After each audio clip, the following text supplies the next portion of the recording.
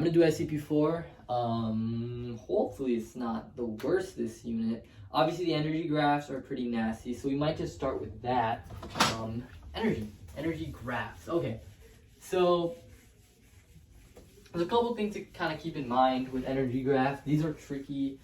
No one's saying they're easy. You just gotta think them through. So if you have something like a ball and a ramp, we're gonna just do like, okay, then let's say we're graphing like from here, here, and then when it launches off, right? For energy versus distance, right? Well, if we're doing E versus T, I'm gonna do both. So energy versus time, energy versus distance. We know total mechanical energy is conserved.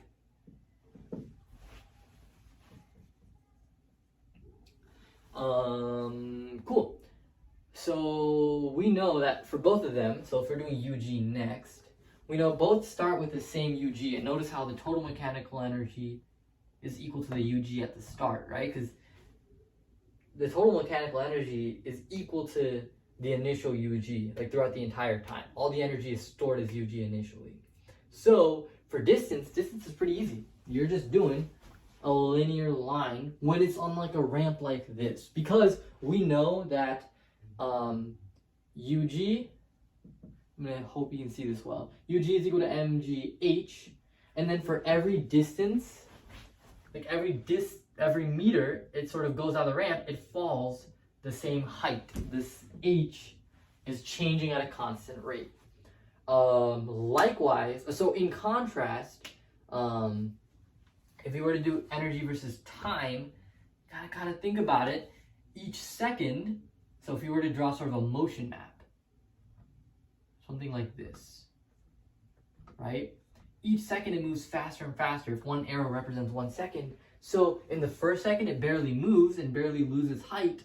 The very last second it's losing a lot of height, so it's losing a lot of UG. You would have a curve like such.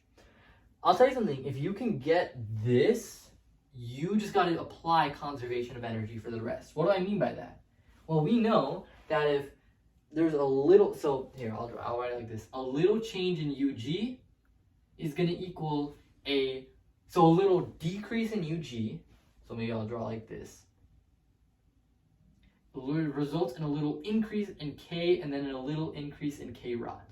This makes sense. This is just conservation of energy. Little decrease in UG, little increase in K. If you have a big decrease in UG, you're going to have a big increase, because the energy is being transformed, big increase in K, and then a big increase in K rotational. So really, use the UG. I know the entire time it's decreasing the same amount. So I know by conservation of energy, the K has to increase the same amount, and then the K rots has to increase sort of the same linear amount. And then obviously you should make it so that at the end, this K rots and this K, make them add up to the top one there. Same thing here. We know initially there's a little decrease in UG, so there's a little increase in K. At the end, there's a big decrease in UG. We have a big increase in K. So use conservation of energy to kind of help you out. If you can get UG at least, that's like 90% of the work done. Hey, we don't have to do work in this unit. Ain't that nice? Don't memorize that this is always going to be straight. Sometimes you could have weird ramps like this. So it's like one distance here, it doesn't really fall, but then one meter here, it falls a lot. So it's like it's gonna be like a weird curve for the UG. If you don't know what I'm talking about, go to page in your packet, page 4. And it's gonna be that problem.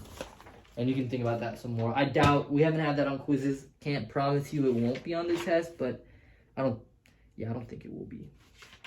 Hey, that is a good amount of, yeah, that's actually a good chunk of the sort of graphing, right? That's really a lot of the bulk, I think, of the graphing. I'm looking through old quizzes. I just want to refresh myself about what are some other good things to keep in mind. Let's just go on angular momentum. Hopefully this is more easy. angular momentum versus time. I'm just gonna quickly brush over this. I want to get through these videos as soon as possible, so I'm sorry if I'm kind of rushing through things. Let's just go through angular momentum. Yeah, so if you had something like this. Oh, so this was on the practice or the review. So I want to go over it now. And just check the review answer key. I gave it my best effort, but you know. Canvas. I just want to check the answer key. I just want to make sure I'm not giving you guys false information. Let's go to physics. Go to the answer keys. So I'll just set the problem up. It's basically just a merry-go-round and then there's a person. So they're initially spinning like that. And then this guy's going to walk close to the center. And you have to graph some stuff.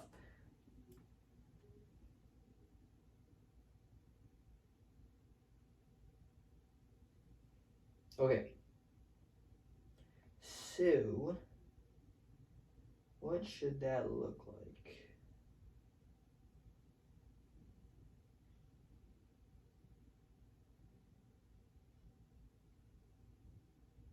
Colors are a little confusing. They don't give us what is what, so I'm going to have to kind of infer here.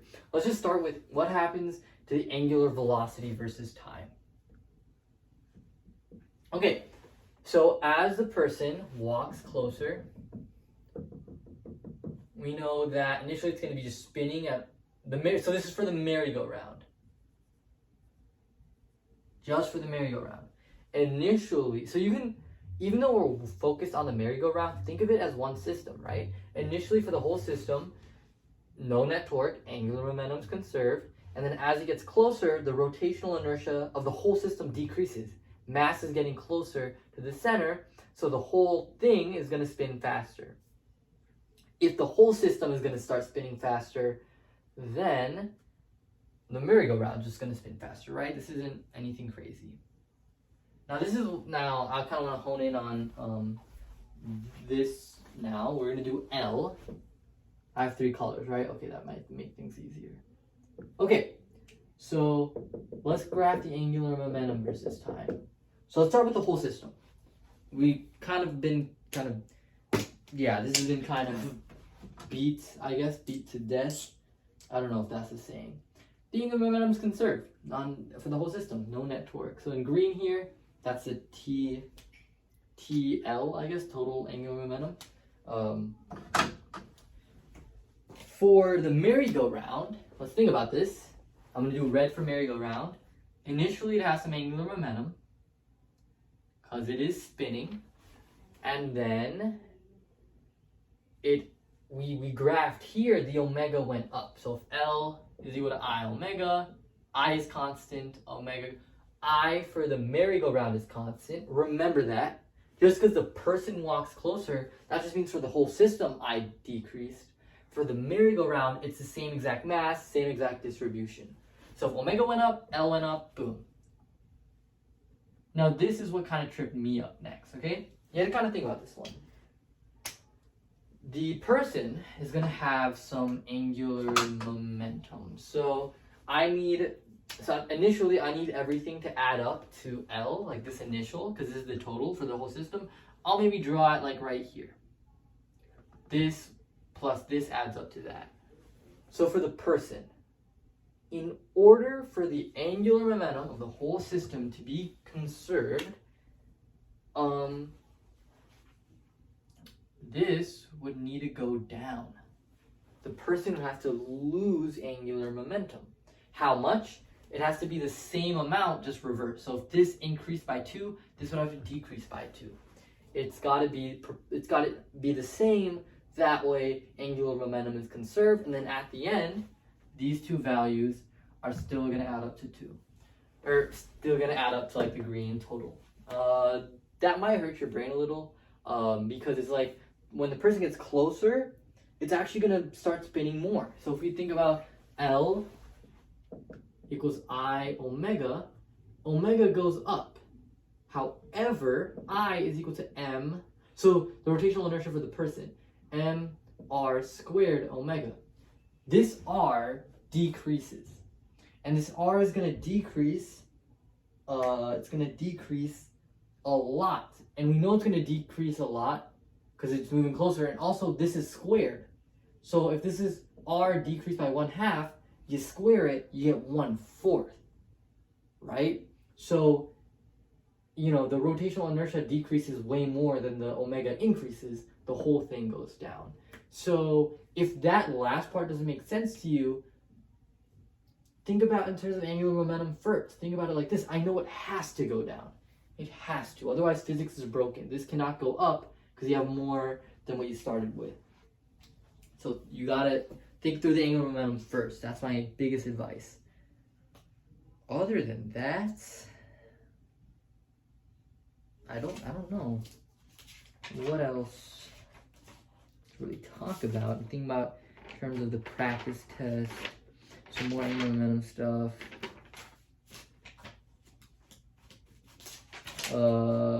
Yeah, more energy stuff, just being good on energy, right? Graphing, this kind of stuff, with just angular momentum versus time. And then where's my other practice test sheet? Yeah, I don't know if there's much. I think energy graphs will be the hardest thing. Do you have to be perfect with it? No. Because they understand it's hard. So, yeah, but hopefully, you know, I think this is kind of everything. It's really just practicing. So if you understand this stuff, just practice. Do some L versus T, do some energy versus T, do some energy versus distance. Practice, and I think you'll be in good shape. Thank you for watching. We do SEP 6 like literally right now.